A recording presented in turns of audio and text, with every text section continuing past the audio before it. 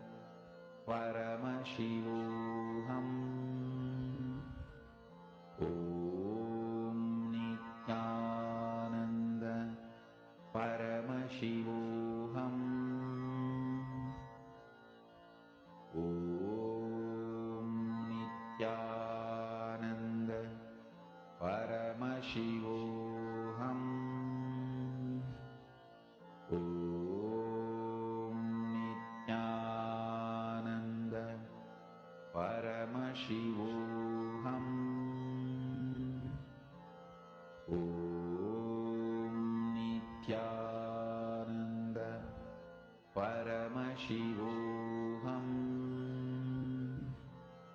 Om Nithyananda Paramashivoham. Om Nithyananda Paramashivoham. Om Nithyananda Paramashivoham. Om Nithyananda.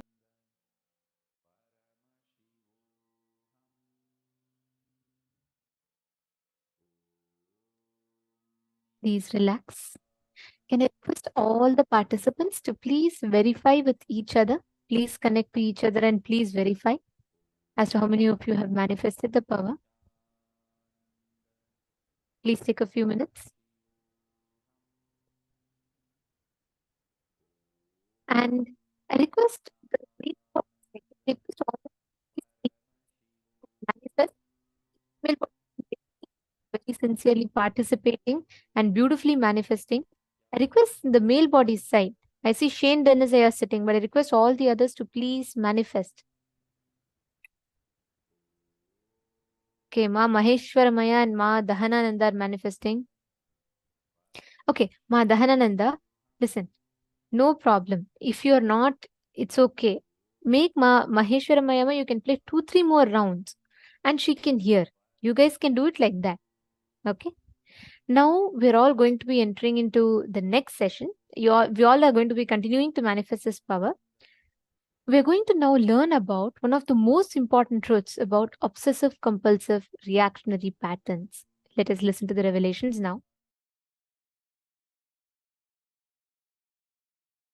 Paramashiva's message directly from Kailasa.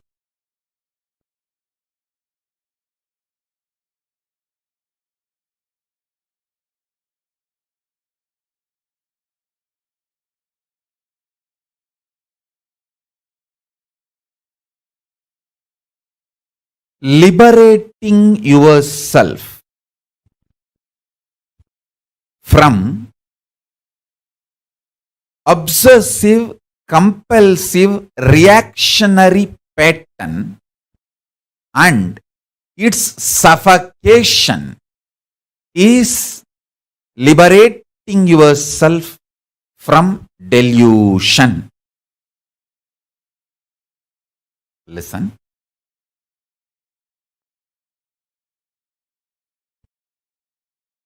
The greatest suffering is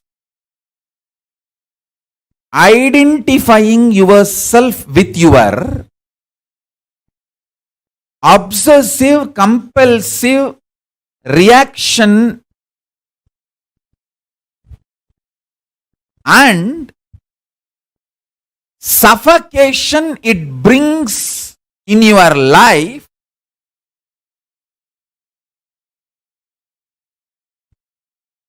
as you. I'll repeat.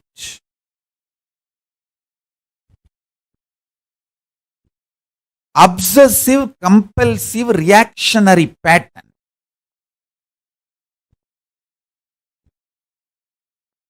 You identify yourself with that pattern and not only you identify yourself with that pattern, all the suffocation that pattern brings,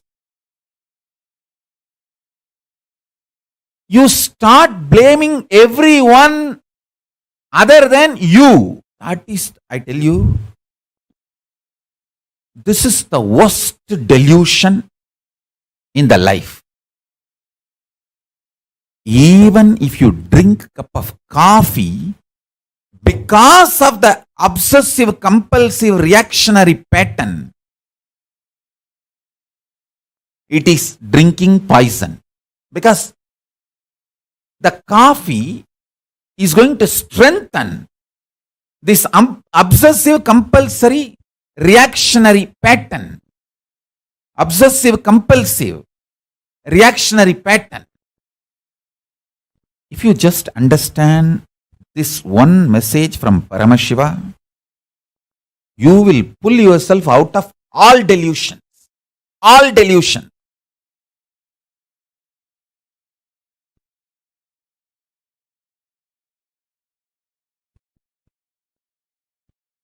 This obsessive, compulsive, reactionary pattern, you strongly feeling that pattern is you, and all the suffocation comes with that pattern, you start blaming everyone around you,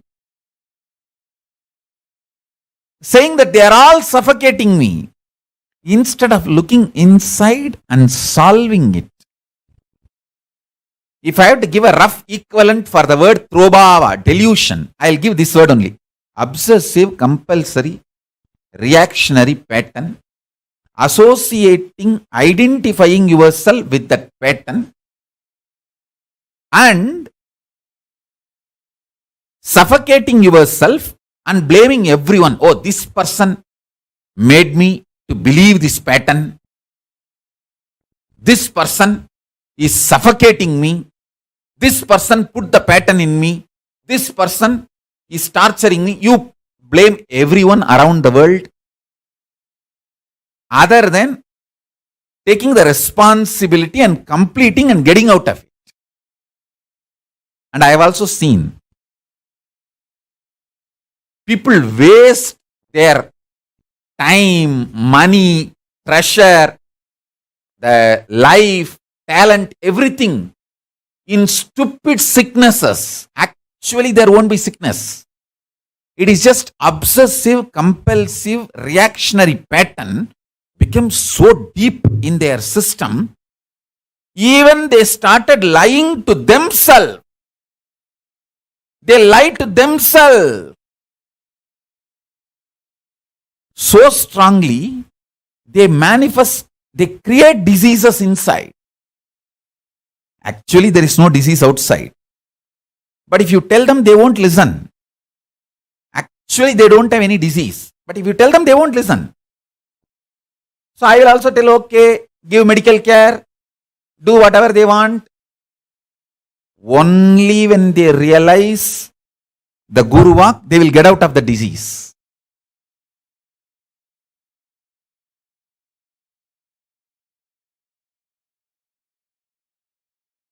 I tell you, I have made thousands of people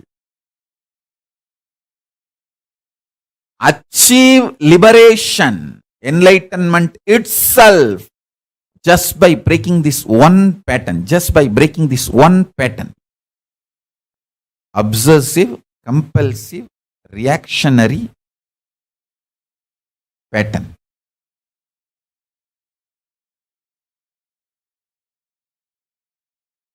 Now listen deeply.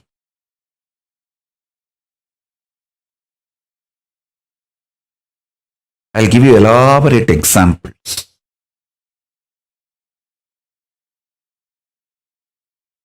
Whole Hinduism is focused on human beings experiencing conscious sovereignty.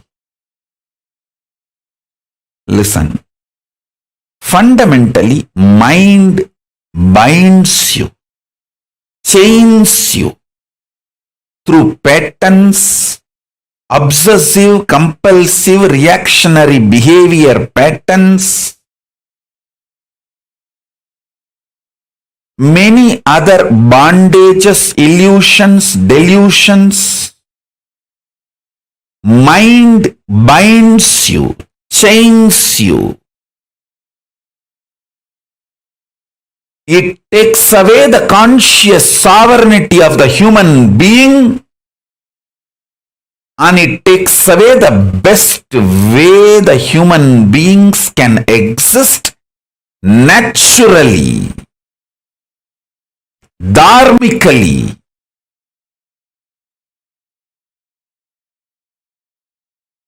A simple human existence. And the best thinks that simple human conscious existence can manifest everything is hijacked, taken away, chained, bound by mind. And when you start manifesting ferociousness and break the patterns, manifest powers, your mind is transformed into supermind. Understand? If needed, everything else can be given away just for conscious sovereignty.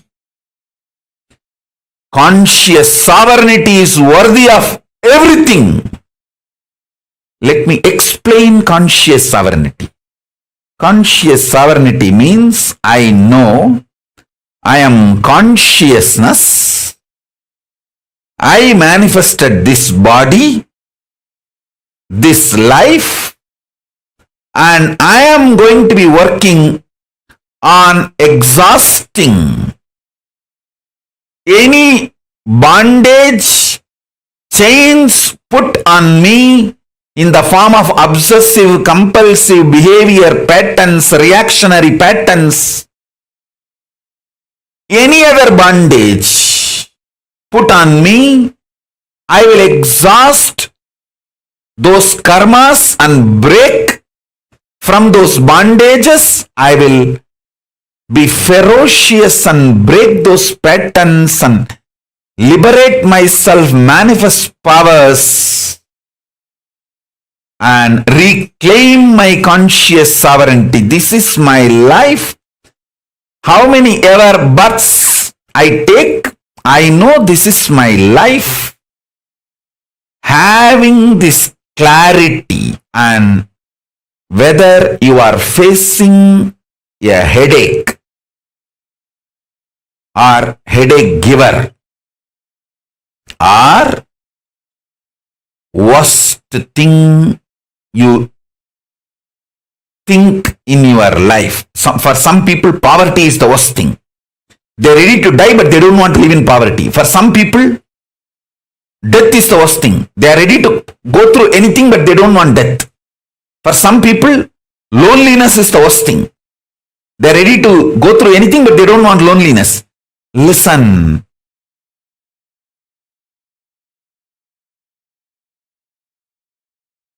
Nothing is worst in your life other than losing conscious sovereignty. Even in the worst situations, if you make strategies, decisions from your conscious sovereignty, you already started living enlightenment. Conscious sovereignty is too important. Don't lose that.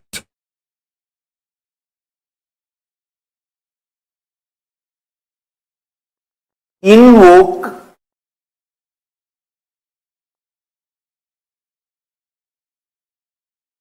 cosmic being in your identity.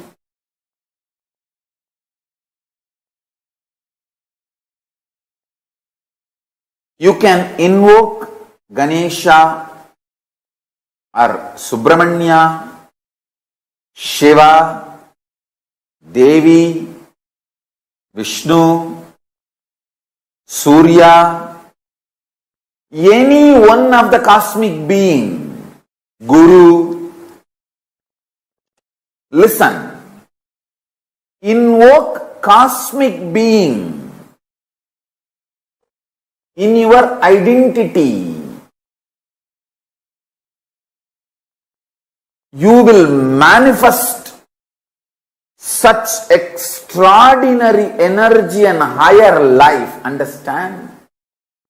Fundamentally, Hinduism is science of invoking cosmic beings in you. That is why before even you start developing the primal OCD obsessive compulsive disorder. Understand?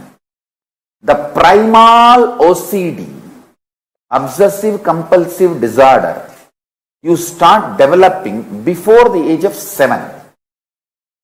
What I call as root pattern. Being driven by fear and greed. Please understand. Listen carefully.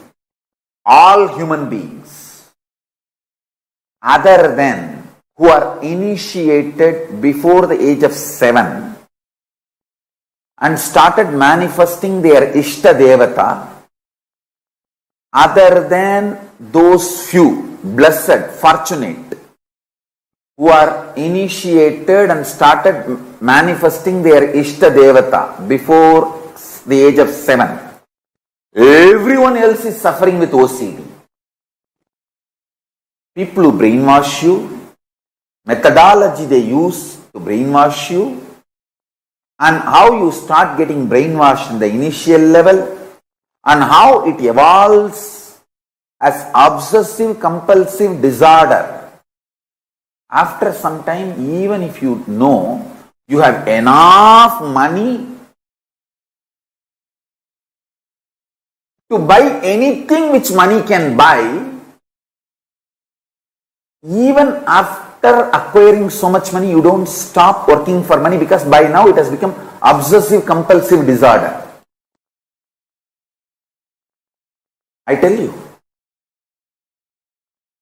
the corona has taught a big lesson for the humanity.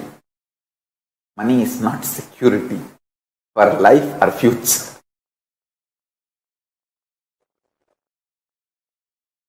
I wanted to tell every human being, consciousness, rich consciousness is the most powerful security.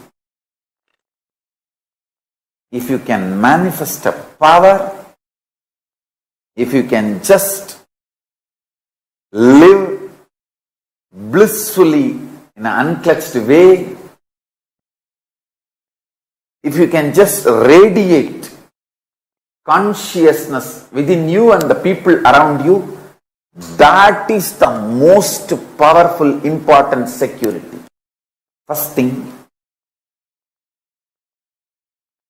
get initiated and start manifesting the cosmic being in your identity.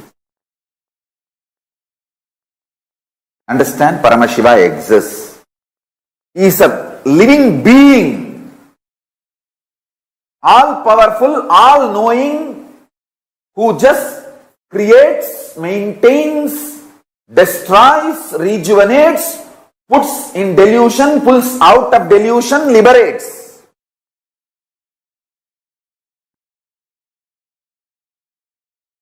Who plays with these tattvas and principles, is a living being, alive, who can respond to you now. Invoke him in your identity. What do you feel as you? The core of you.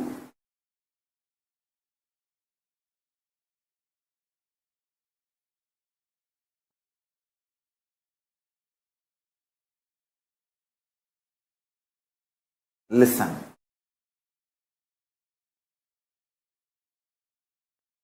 When you invoke him, invoking him in you needs only two things: initiation and your conscious will persistence, requesting him, asking him to manifest in you.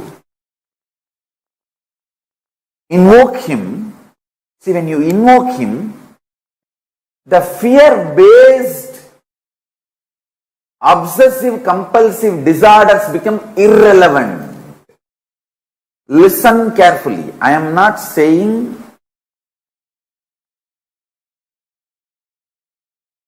don't go for a job. I am not saying don't make money. No.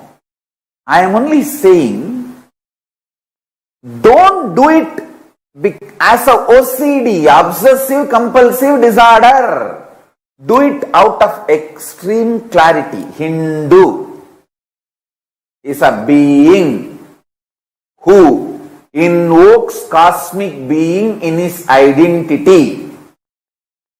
Your Ishta Devata becomes your core existence. You can have, the Hinduism gives beautiful choices.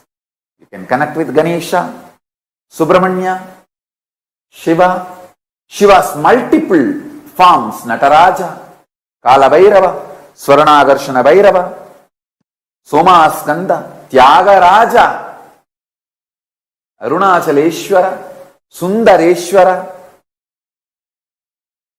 Sukha.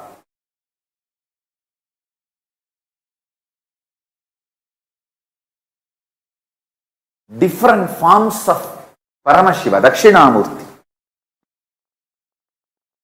Veerabhadra. Different forms you can connect. Parashakti, Vishnu, Krishna, Rama, Hanuman, Surya. You can choose your Ishta Devata in Hindu tradition. Understand? Invoke the Ishta Devata in your identity. Morning when you wake up, your waking up should not be obsessive-compulsive disorder, OCD. No.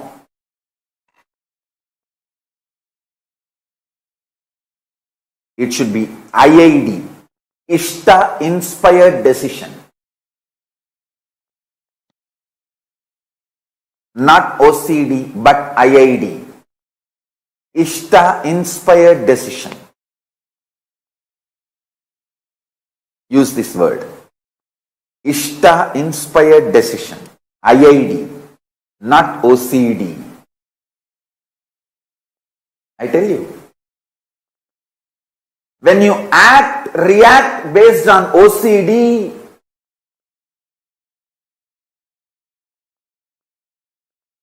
you feel stuck, suffocated. You don't know how to do, what to do, and finally end up in literally depression, frustration, living dead or suicide itself. All the problems of the human life, all the sufferings and pains humanity is going through, the source is OCD you started developing from your root pattern. Before the age of 7, from your root pattern, you develop your OCD. That is why in Hindu tradition, as early as possible, the child should be initiated and it should start manifesting Ishta Devata. Ishta Devata inspired, Ishta Devata mantra, Ishta Devata manifesting in its being. See, for example, morning, the moment I became aware of this world, the first thing is Paramashiva manifesting. There is no OCD for me to jump out of bed. No fear or greed or OCD to jump out of bed. Paramashiva is manifesting. Come on. Now Paramashiva will do his work. Understand, waking up due to OCD manifests all types of complications and problems. Anyone who can wake up early morning due to IID, Ishta Devata inspired decision, no OCD, IID, Ishta Devata inspired decision, just 11 days, I guarantee all your blood pressure, diabetes, everything will become normal. Ganapati is real. He's a living cosmic being. When you invoke him, he actually comes with that big elephant face, pot belly, Brahmanda in his belly, and asks, "Oh my son, what do you want? Oh my dear, what do you want? Why you invoked me?"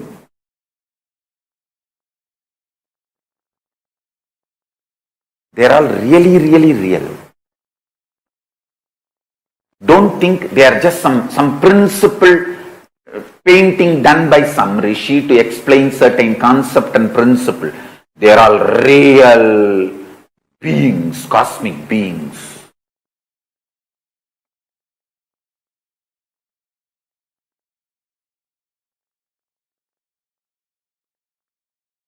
One advantage my disciples have, see, all my disciples who feel, hey, Swamiji will not lie to me and he will only tell the truth to me.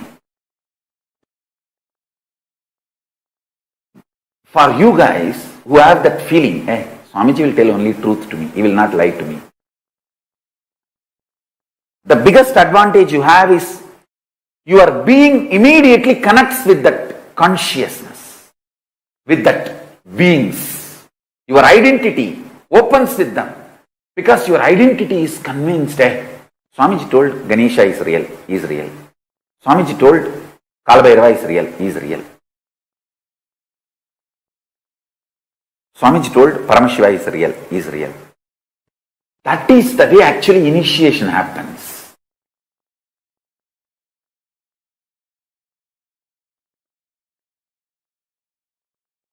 That one initiation and connection happens between you and me, I know for sure you will be enlightened. Today or tomorrow or day after tomorrow you will be enlightened, no doubt.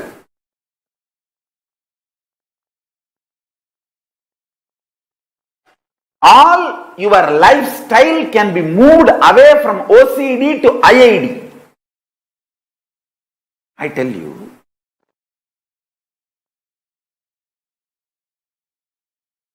all your decisions and its good, bad effects, results, success, failure, everything finally take it to Paramashiva and cry. Want to express your frustration, express it to him. Want to express your love, express it to him. Want to show your gratitude, show it to him. Want to fight, fight with him.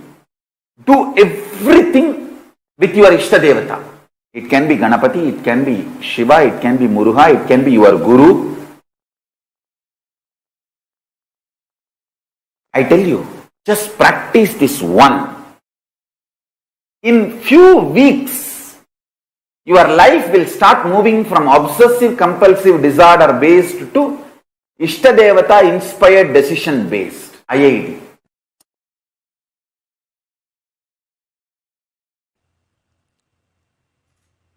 Ferociously, not softly, not politely, not mildly, but ferociously breaking the obsessive compulsive reactionary patterns is power manifestation. Paramashiva's powers manifest to beings who powerfully, ferociously break obsessive compulsive reactionary patterns. Even once you behave with your obsessive compulsive reactionary pattern ferociously and break one pattern and manifest powers, the kind of the courage you will feel, You will straight walk towards enlightenment.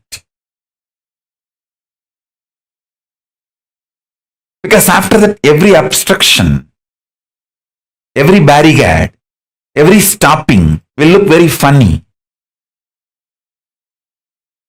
All your patterns, obsessive, compulsive, reactionary patterns,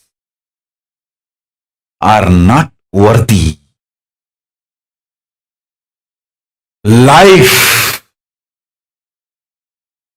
Paramashiva's powers are only worthy to manifest, celebrate, enjoy. Listen carefully. Listen intensely.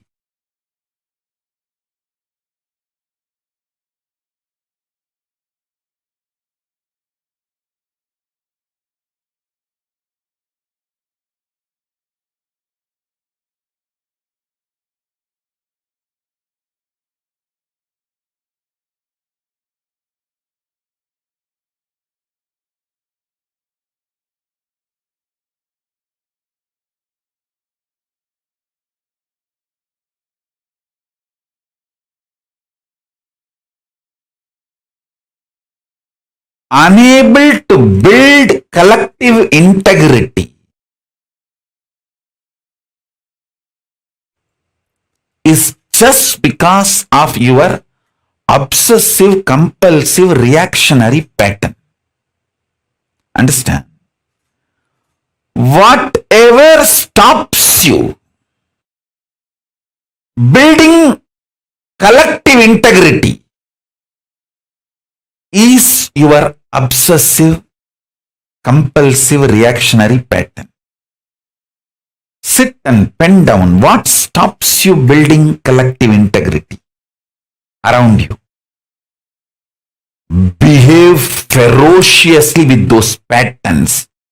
You usually behave ferociously with the people, not with the patterns. Behave ferociously with the patterns. Behave cutely with the people. You do opposite. You behave ferociously with people and behave very cutely with your patterns.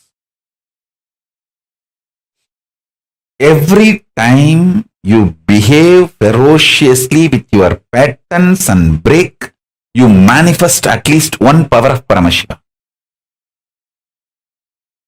Listen. To behave ferociously with your pattern, you don't need anything other than feeling connection or trust on me, because the trust you have on me will naturally manifest as the courage to execute my words.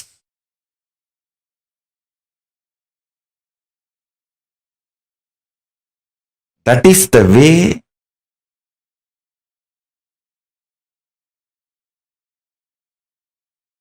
I manifested Paramashiva. See, my extreme love for my gurus,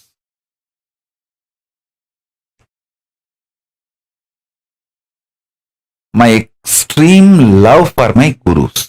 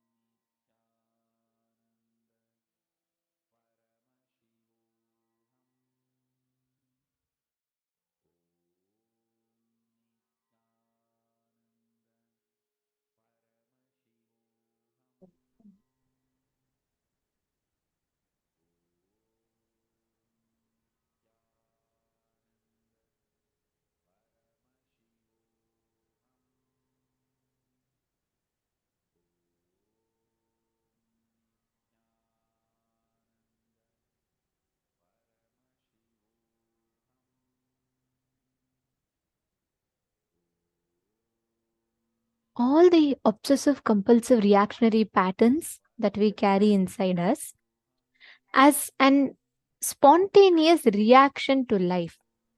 We all carry this in our innate nature to respond to life. Most of the times it's triggered from the memory of the past actions that are stored in us, and how we let that past actions take over and make the reactions jump into reacting even before we can cognize what it is. That's why Swamiji will tell a very important statement. You should never make a decision when you're angry, when you're sad, when you're hungry, or when you're afraid.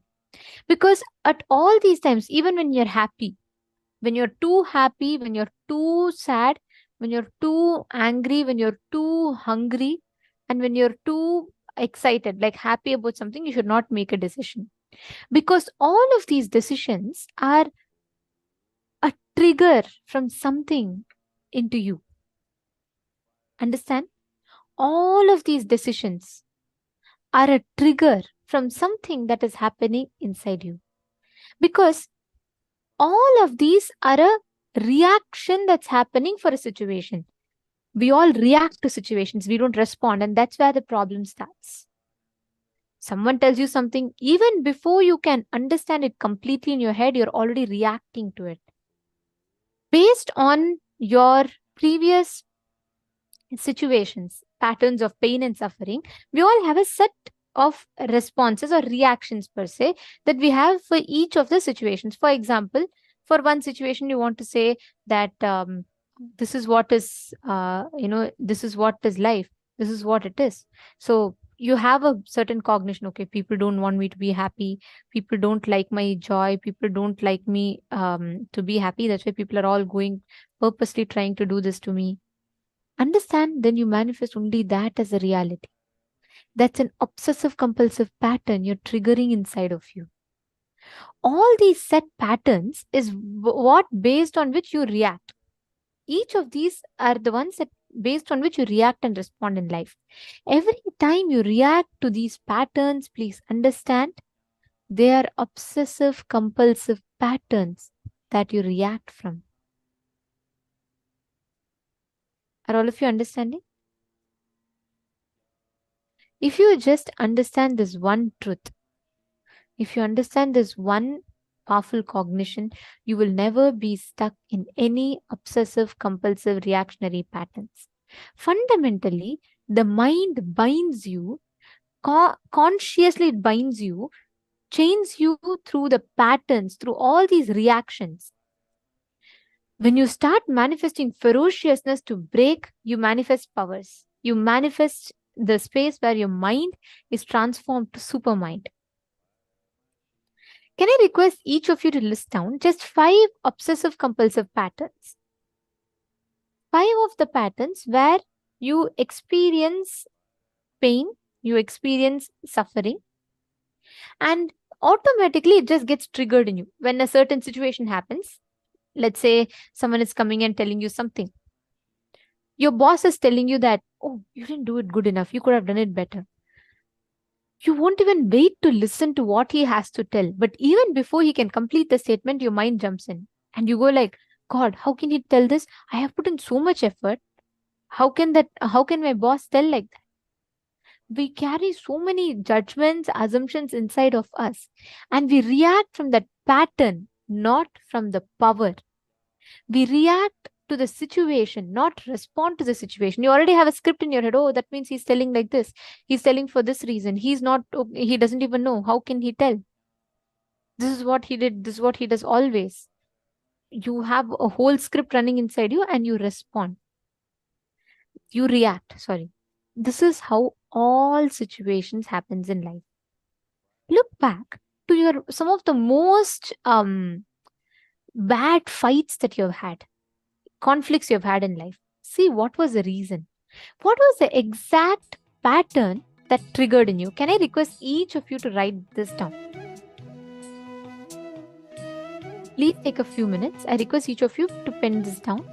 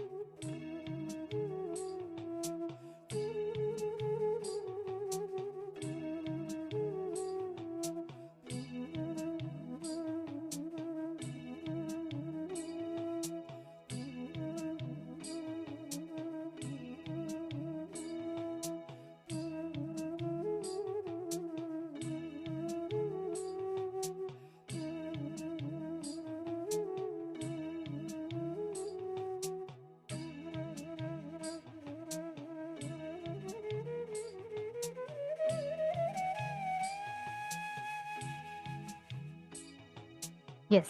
So hope all of you have written down now.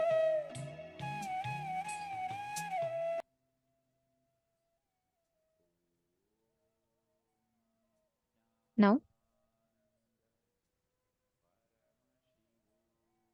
invoke any one of the cosmic being into your identity.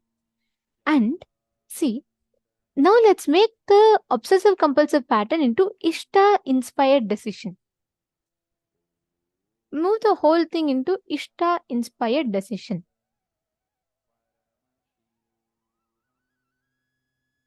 And invoke any one cosmic being, any of your Ishta Devata, anyone in your inner space, in your identity. And let that deity become the core existence. See, for all of us, even Swamiji is the avatar, living avatar that we have. So you can just put and invoke any deity, Swamiji, any deity that you feel connected to. Okay? And understand, the moment you invoke them, now align all your decisions as Ishta inspired decision. How each of those decisions that you are having right now, how Swamiji will do it. Just replace it like that. Now, instead of me having it, instead of me reacting it this way, how will Swamiji react? How will Swamiji respond? Will he react? No, he'll respond. So, Ishta inspired decisions. Replace all your decisions into Ishta inspired decision. Take a few minutes. Let's complete this step.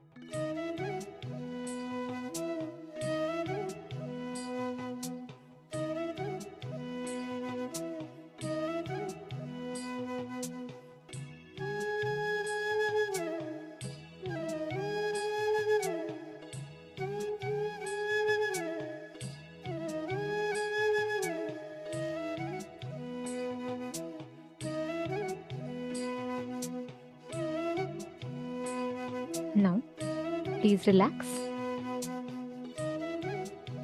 Let us now make the Ishta inspired decision as an action. Now, we are all going to be working on understanding how to get rid of these obsessive compulsive reactionary patterns. Each of us, as we are all standing here today, as each of us are going over what our obsessive compulsive patterns are, please understand one of the most primary things for us to understand is the moment you replace your obsessive compulsive patterns with Ishta inspired decisions, that itself means all the pattern, the power over the pattern will simply disappear and leave you. Now, let us all enter into the next session, today's initiation, where Swamiji is going to be blessing us to experience the real Paramashivoham, the space of bliss and enlightenment, just by getting rid of the obsessive compulsive patterns. So now we're all going to be listening to that session. I request all of you to provide your complete listening, because this is a very, very important session, because today all of us are going to be receiving this exact initiation, the space of Paramashivoham, where you make all the pain, suffering, everything redundant in you by replacing it consciously with the ultimate powerful cognition that Swamiji has revealed. I request all of you, all the participants, to please sit straight and let's all get ready to enter into the session.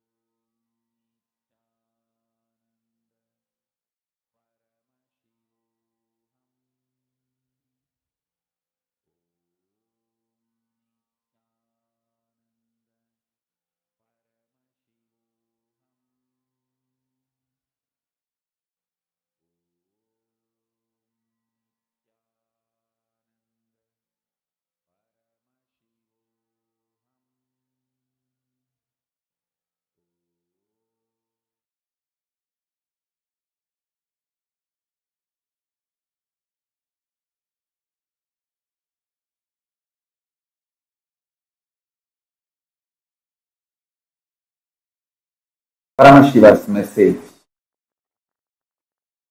directly from Kailasa. Happiness is delusion. Bliss is real existence. Whoever asks you to pursue happiness is deluding you. Happiness is binary logic based. Today happiness is getting a car. Tomorrow happiness is getting a house. Day after tomorrow happiness is getting a wife. The next day you know what is happiness. Where you landed. Happiness is the word society, mass media cult, entertainment industry cult is using to exploit you and keep you in delusion continuously. Bliss is cosmological reality. Happiness is societal delusion. Understand? Bliss is when you know absolutely you are in tune with the whole existence. Even if you think you are not in tune and accept that as a reality, you will be in bliss. Bliss comes from powerful cognition.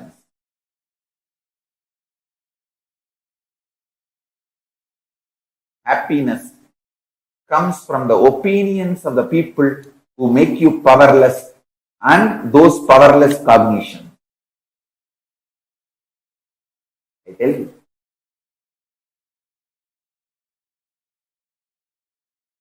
Each time when you cognize powerful cognitions of the cosmic truth, cosmological truth,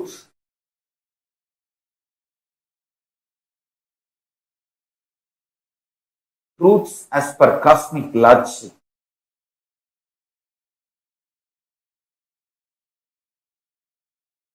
you manifest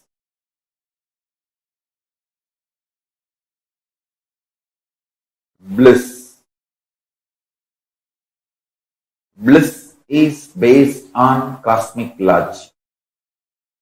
Happiness is based on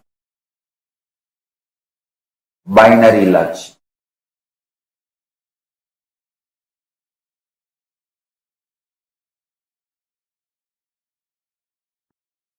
Society keeps you deluded with the idea of happiness.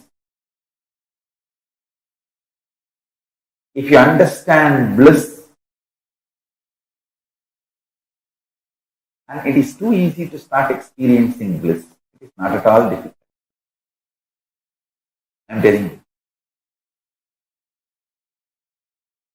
That's the first powerful cognition you need to know. Bliss is too easy to experience. That is why society never wants you to experience bliss, because bliss liberates you, makes you independent of exploitative, grid-based lifestyle. Bliss is the source material out of which Paramashiva is made. Actually, bliss is the source material out of which this whole universe is made. Anandam Brahme Jinna Vyajanat. Upanishad declares very clearly. Out of Ananda, the stuff called Ananda, this universe is made. Don't waste it without experiencing. Annam Brahme Jinna Vyajanat. Annam na nindyat tat vratam. Pranam Brahmeti.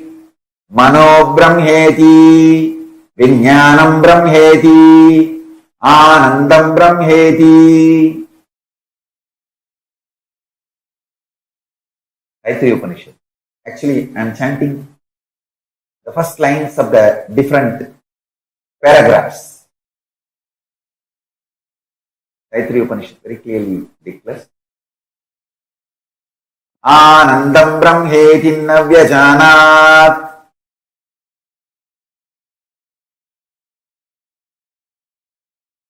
Understand? The whole universe is made of stuff called Ananda. It's made out of stuff called Ananda.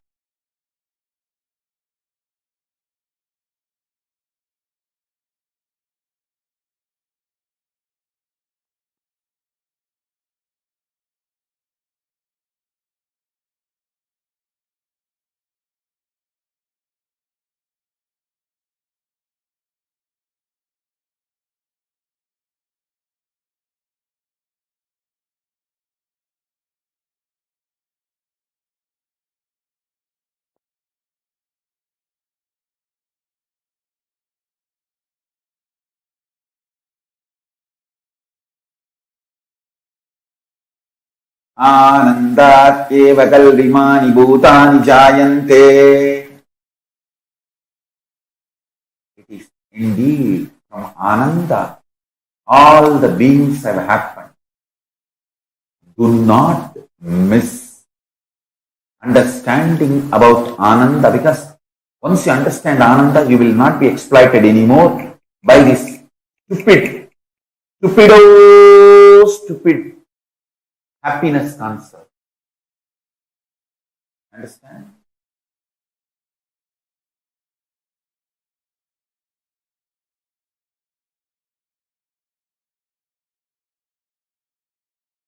This happiness idea is inserted into you by the society or the mass media cult, entertainment industry cult, which wants to exploit you.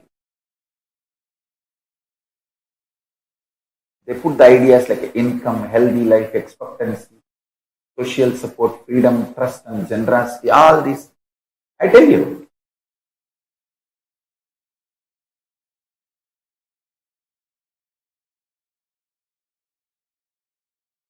happiness is binary logic based. Bliss is cosmic logic based. The experience of powerfulness, not feeling suffocated, experience of non-violence. See, a person who is fulfilled will never be violent. He'll only feel like giving. How can I give more? How can I contribute more to everyone's life? Actually, when you are in bliss, the moment you wake up, whoever you see, you feel like hugging and blessing them. If you are not blissful, and whoever you see, you feel biting them. So, falling in the eyes of the people who are not blissful is a curse. Be clear. Ananda Atma, the soul, the self, which is made of the material called Ananda. Only that soul should be experienced, it should be seen. Actually, when you see that soul, you experience Ananda in you. Anandam Brahmano Vidyat.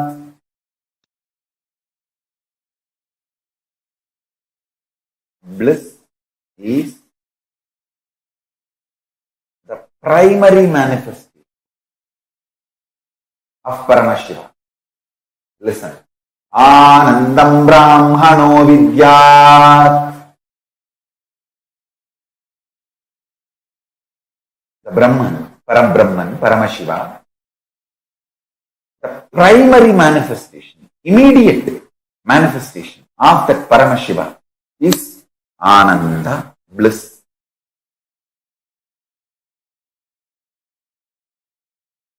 Understand By jati you can be anything, but by varna you can become Brahmana. Same way, by social conditioning you would have felt happiness or you may not have felt happiness. But as per the cosmic logic, the multidimensional logic, reality, the real reality, you are blissful, you are qualified to be blissful, and that is your very nature and quality. I tell you, even if you think you are happy as per the society standard, you are not successful. That is more like a Operation Success Patient Guide. Because you are happy as per others. Even if you are happy as per yourself, it is not eternal or permanent.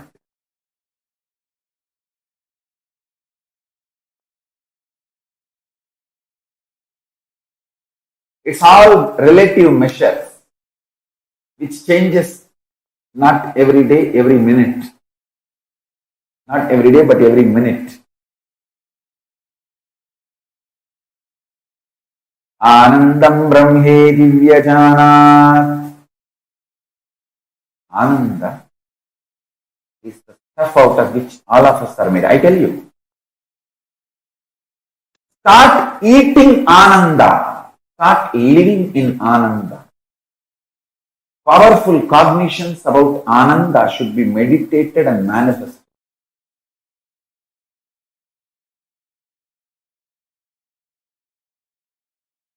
The pure truth I revealed now. Paramashiva made his own pure consciousness as the core recipe of life. Then he added other many things. But the core recipe of life is his own consciousness. This is the pure truth. Now the applied truth, listen to this very carefully. Listen to this very carefully. First, this is the greatest news, best news. Second, listen. Eternal bliss, Nitya Ananda, is one of the core, inherent, innate quality of Paramashiva's consciousness. Understand one thing. My inexhaustible activism comes from absolute fulfillment and bliss, not from any discontentment. See, discontented fellow will be active but cannot have a large vision which can go on expanding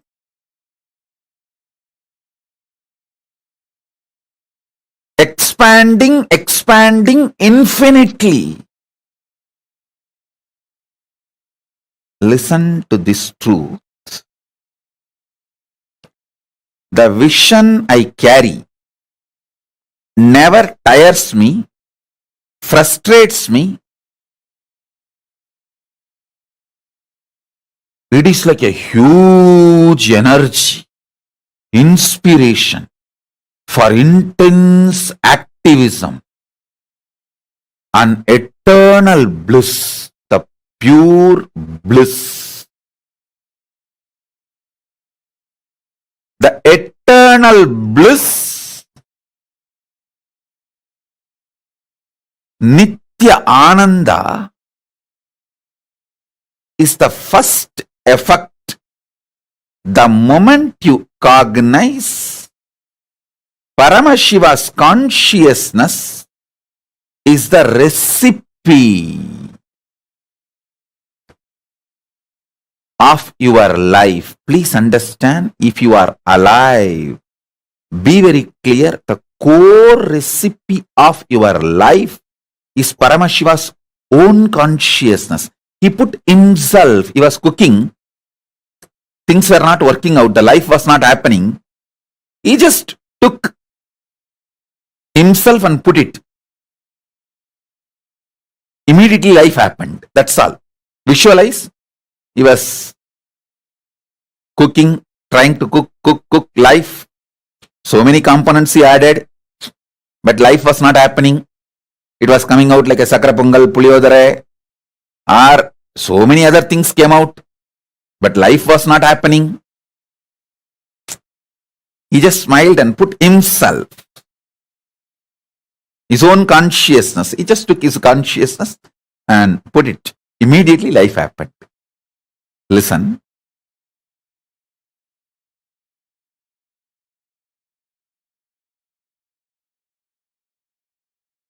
First thing, this is the best news.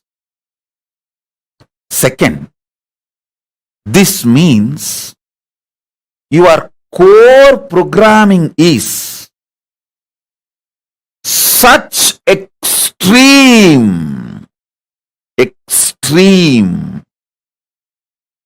infinite, unending, Satchit Ananda Nithyanandam. Sat, you know, you are programmed for truth. Sat, that is your core. Till you manifest that, you won't rest, because you are programmed for that.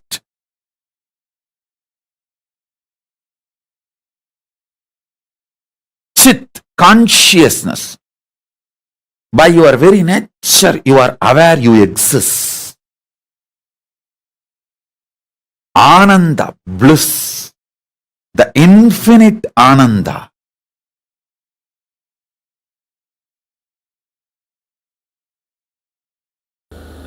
Now again I am going to give you some of the conclusions about you. Cosmic conclusions about you. See, you have your own conclusions. I am tall, short, fat, lean, fair, dark. You have your own conclusions about you. This language, this religion, that religion. This country, that country. This nationality is the another stupidity taught to human beings. No, really. It's a conspiracy by politicians.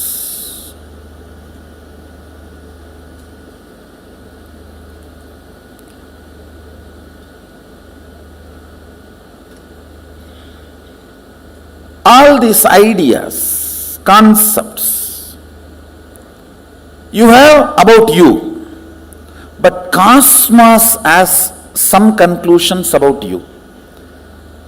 The owner who made you has some conclusions about you, and he also is very clear why he made you. Let's try to put that software and see how we are functioning. That's all. The whole Atma Tattva is nothing but using the original owner's updated software to make the product function and see what all it manifests. It's only your integrity to these conclusions are required, nothing else.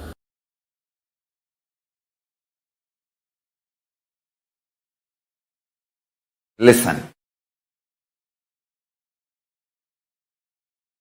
The conscious principle, consciousness, conscioushood, Atma Tattva, the conscious component, Atma Tattva in you, in all of us, is not only beyond these Panchatattva's of Prithvi Tattva, Appu Tattva, Teyu Tattva,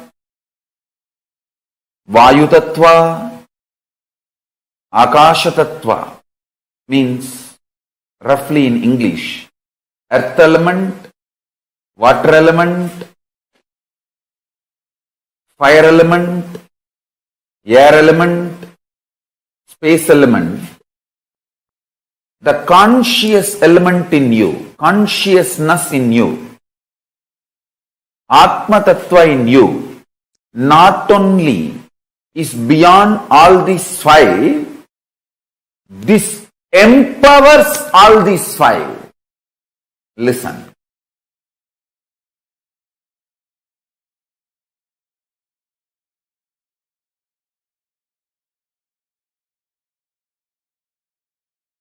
By intense, ferocious unclutching, tyaga,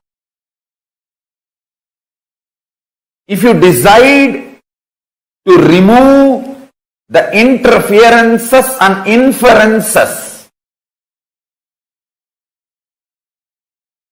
comes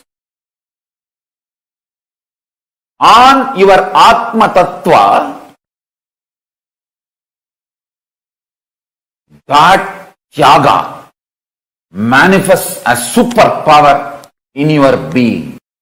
Atma Tattva in you, conscious principle in you, Chit Shakti in you, conscious hood in you, consciousness in you, conscious element in you. All these words denote the same. Conscious element in you is not only beyond these five principles called earth element, earth element, water element, fire element, air element, space element. This Atma Tattva, conscious principle, empowers, gives life to all these five. Listen carefully. If you use unclutching, completion and tyaga to stop all the interferences and inferences of earth, water, fire, air, space elements on your Atma Tattva, on your conscious principle, you will manifest powers immediately. Listen. Pratyagatma Chaitanya Jakratam, individual conscious principle awakening, is not exclusive right for anyone. It is even for animals. It is granted. Understand? I tell you, the essence of what I am trying to convey.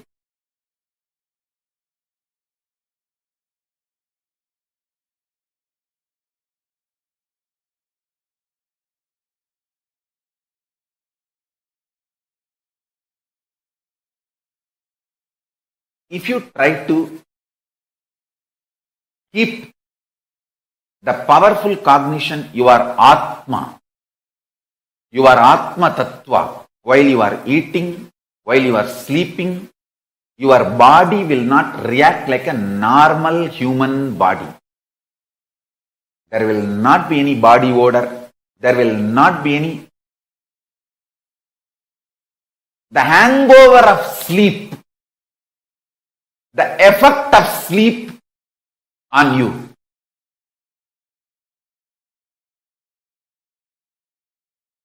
From today, all of you start manifesting this powerful cognition.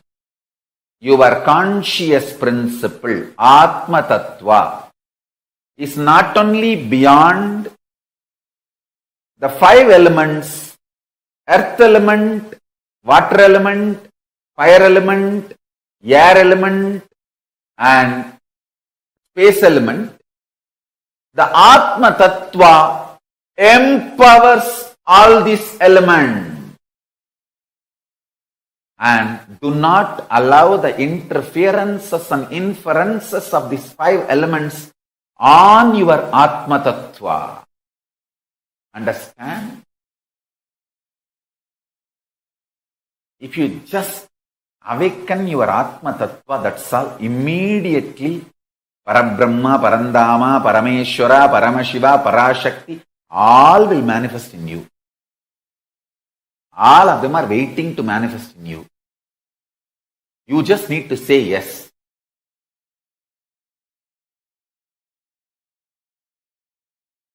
The most important, first priority, top mission of our Sangha is constantly helping people to complete with others. Constantly be in the completion, be in the space of completion with others and teach completion with others to everyone. That is where the Sangha starts. It is with completion with others, life starts in you. Completion with yourself, peace starts in you. With completion with others, bliss starts in you. Just with peace, you can't live your life. When you are completing with yourself, peace starts in you. When you are completing with others, bliss starts in you. So, O humanity, be blissful, not just peaceful. You happened to be blissful, not to be just peaceful.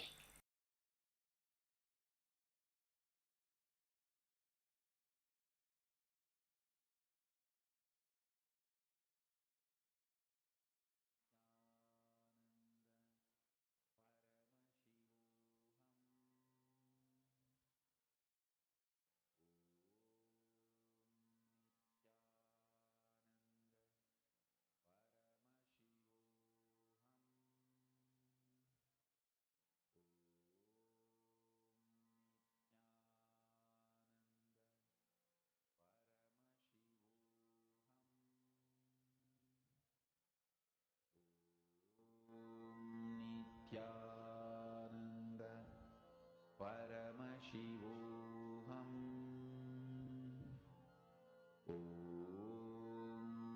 Nithyananda Paramashivoham.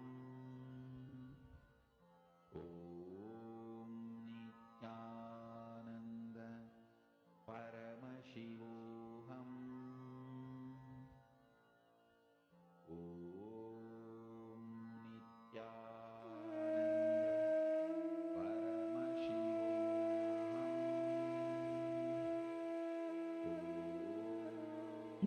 All of us are going to be receiving the initiation into this exact experience that Swamiji described, where your inner space is not agitated, triggered by any patterns, and in place of the obsessive-compulsive reactionary patterns, we are going to be making Ishta-inspired decisions, where you're going to be manifesting, you're going to be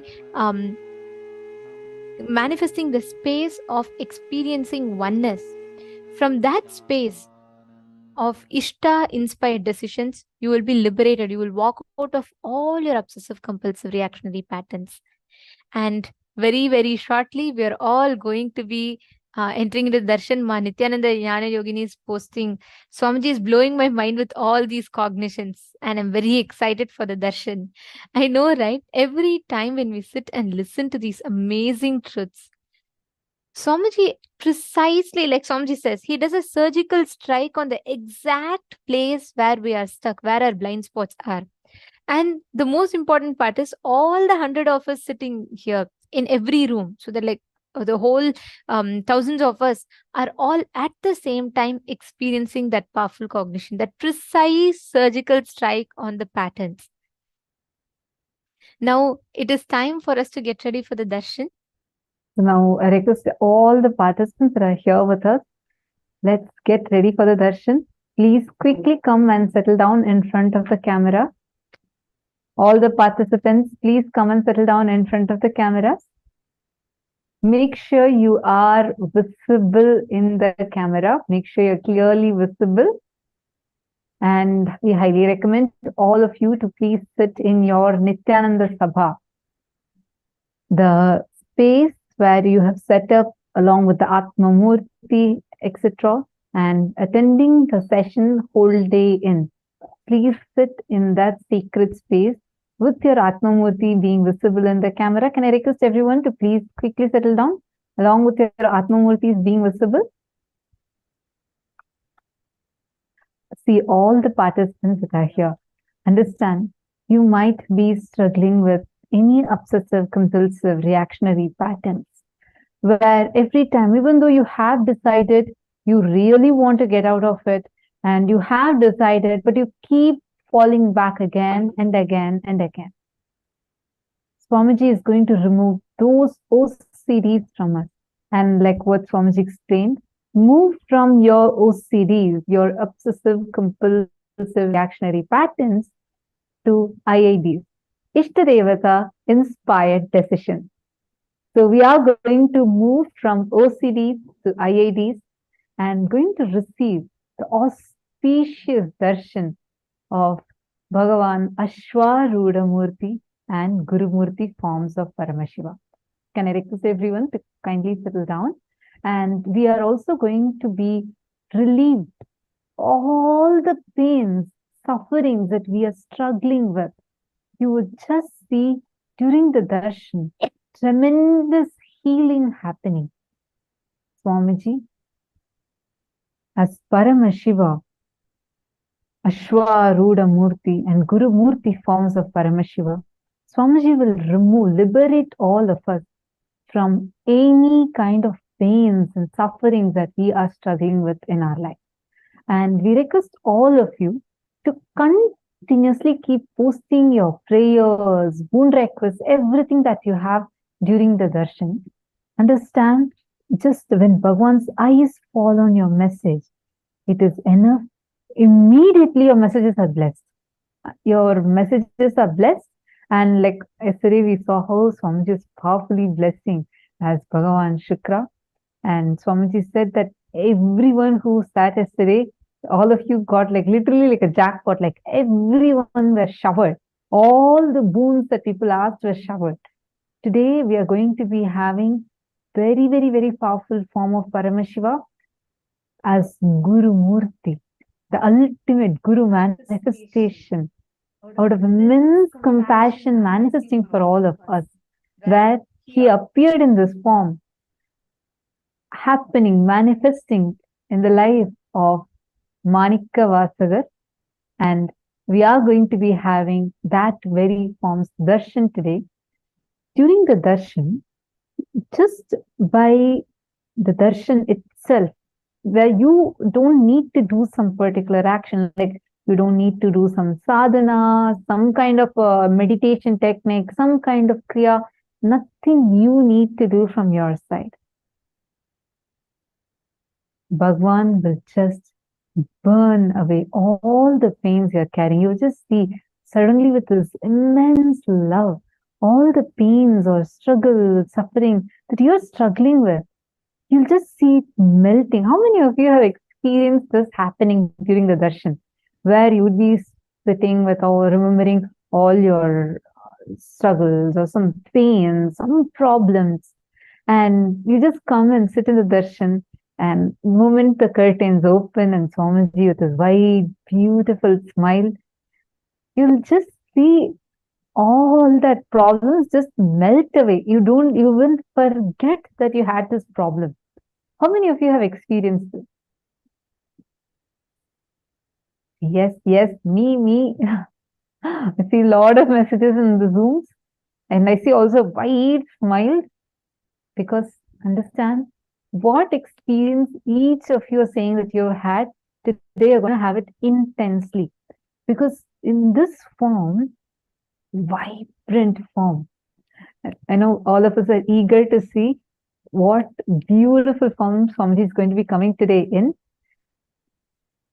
Understand, just during the darshan, that powerful, blissful, intense space of Paramashanta Swarupa of Paramashiva gets transmitted to us. Now, when Ganga is flowing shallow, right, you will be able to see all these big boulders and rocks on Ganga.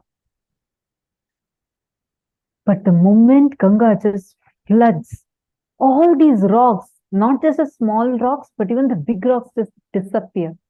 Same way, just by flooding all of us with his divine love and awakening the Guru Bhakti in us, all your problems and OCDs, struggles will just get melted. It will disappear.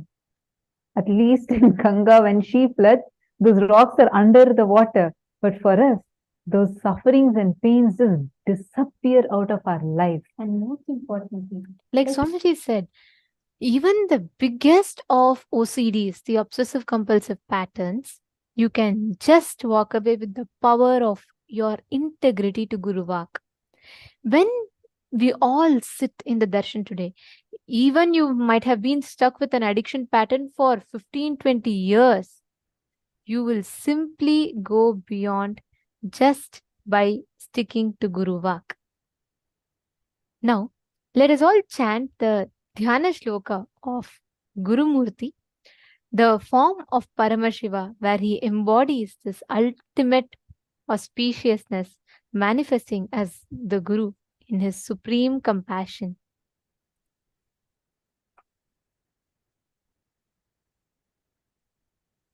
Achala upari shringe shambhu yogasanastu dhavala mamala varne chaiva vaktram trinetram karagata shuchi sarpa pustaka jnana samudram muninuta yada yugmam dakshina murti mide. This form of Paramashiva describes the Guru Murti form.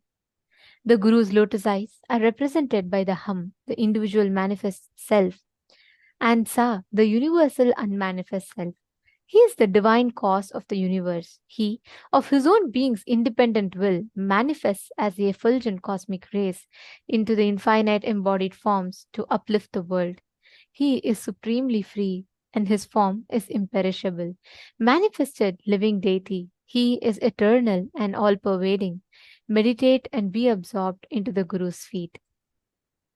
To every one of you sitting here today, please understand, today during the darshan, just by posting your prayers, any obsessive compulsive patterns that you are stuck in, just by posting that, we will be liberated from all those patterns.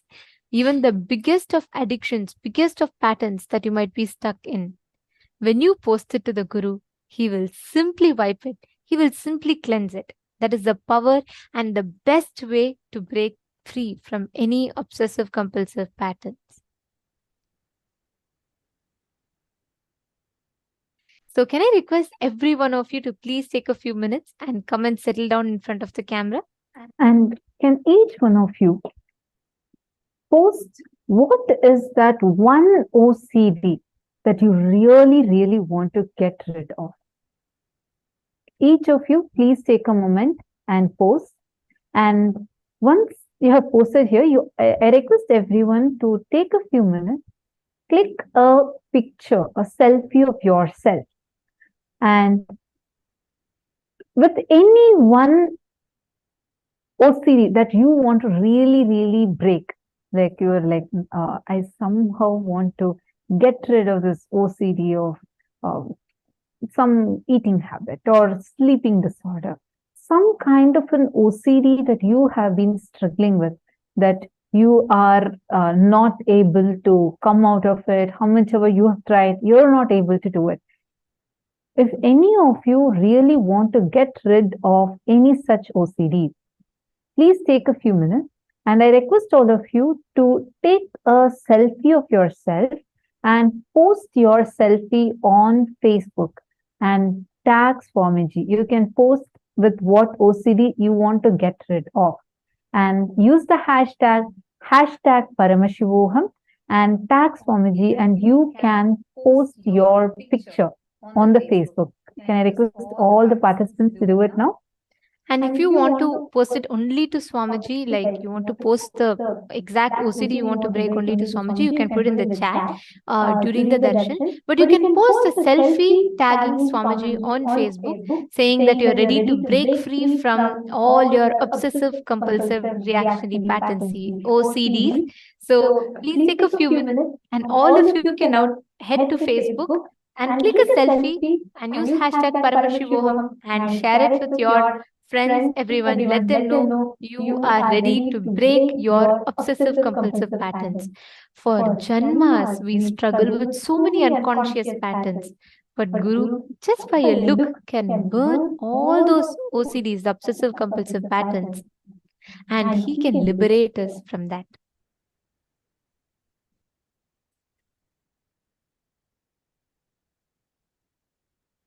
Yes. Now, can I request all the participants to please settle down in front of the camera? Please be visible in the camera. Please make sure each of you are sitting in front of the camera. Yes, Ma Nithyananda Jnana Pradayini, you can sit, sorry, you can post it in Zoom also. Yes, ma. So, see, all the prayers can be posted on Zoom, where the selfie of yours, you should post it on Facebook. The prayers you want to ask Swamiji, yes, you can definitely post it on Zoom, ma. The selfie, if you could please head to Facebook and tag Swamiji and post it there. Come on, Ma Saroja Plush and Ma Prematavasi, you all can head to Facebook and post. I see you're all putting the patterns you want to get rid of.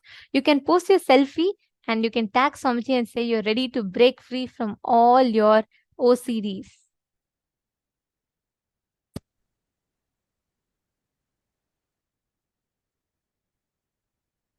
Okay, now listen very carefully. During the darshan, Swamiji is going to be intensely mirroring his own inner space into ours.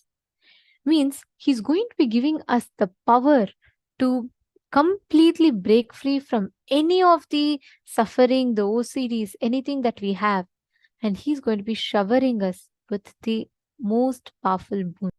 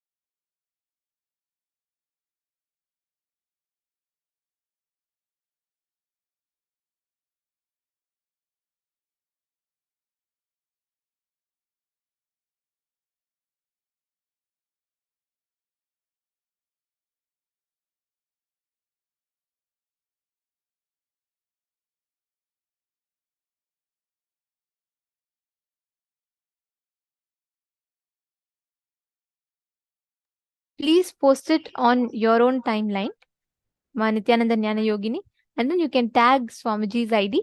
Each of you can post it on your own timeline.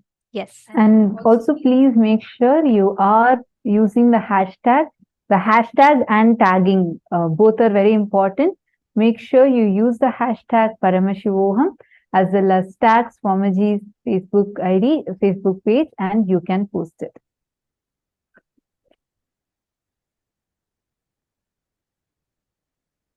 Now, as all of us are getting ready for the darshan, to all the participants that are sitting here today, if you have any of your loved ones, your near and dear ones that are stuck, that really want to have a breakthrough, but they're not able to manifest, share with them, invite them for today's darshan. It is extremely powerful, the darshan we are going to be having today. And you're going to be manifesting that high, intense, powerful space of walking out of all those obsessive-compulsive patterns. So please take a few minutes and invite them. Let them all join. And during the darshan, Swamiji blesses, gives darshan response to all of our prayers in the chats, whatever you're all posting. But we all see that Swamiji gives the energy darshan to all those who have, all the Shakti darshan participants. All of these people who receive the exclusive darshan where Swamiji himself talks to them and blesses them, that darshan is for all the people who have offered the Pratyaksha Pada Puja, because many of you ask, how can I get the blessings? So for all of you, just in 4 days from now, we have an excellent opportunity on the 19th of September, on the auspicious occasion of Ganesha Chaturthi. All of you can offer a very special Pada Puja to our beloved Swamiji, and all of you can offer your gratitude, any prayers that you want. You can offer your offer the Pratyaksha Pada Puja and the special Durva Mala Seva along with Pratyaksha Pada Puja to Swamiji. And Maha Ganapati, who is the embodiment of removing all the obstacles. He is Vignaharata. When you connect to this form on that particular day, Swamiji will remove any kind of obstacles in your life and shower you with all the auspiciousness. So you all can head to the link that we'll be projecting to you all, and the support desk will be posting in the chat for each of you. You all can head to the link. So take a few minutes, and anyone who wants to offer the Pratyaksha Pada Puja on the occasion of Ganesh Chaturthi, please go ahead and you all can head to that link, that particular link that we'll be sending to you all in the chat, and you all can sign up there. So all the participants, whoever wants to offer this auspicious offering on the day of Ganesh Chaturthi, who all want to remove any kind of obstacles that is there in your life, you can do it. So do so on the auspicious day of Ganesh Chaturthi, which will be in 4 days. The 19th of September, we are having the Ganesh Chaturthi celebrations. All of us are going to be celebrating it with Swamiji, and Swamiji himself is going to be accepting the Pratyaksha Pada Puja and various other auspicious offerings on that day. So take a few minutes, go ahead and sign up. The Pratyaksha Pada Puja offering link will be posted in all of your chats now. And to all the participants from the region of outside India, the particular, based on each of your countries, will be sharing the link. Please choose the right link. And now let us all get ready to receive the darshan of Ashwarudha Murti and Guru Murti. Please chant the Mahavakya.